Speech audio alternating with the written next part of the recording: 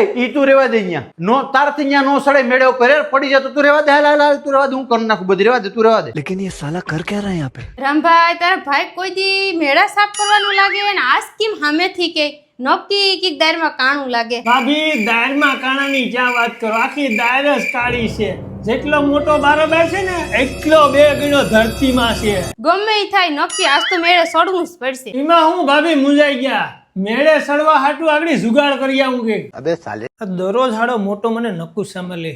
અయ్యో ભાભી ખુરશી ને સડો મેળે